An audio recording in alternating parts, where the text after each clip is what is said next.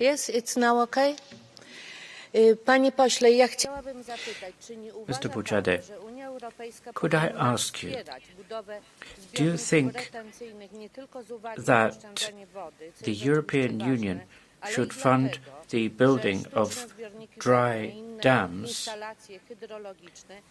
because such dry reservoirs have a role to play as flood defences?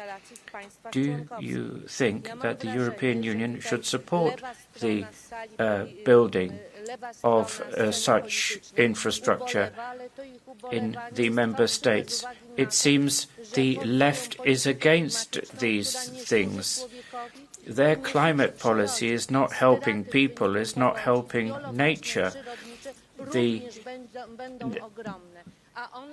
The losses in terms of nature from the floods are also going to be enormous, and they are a result of green negligence.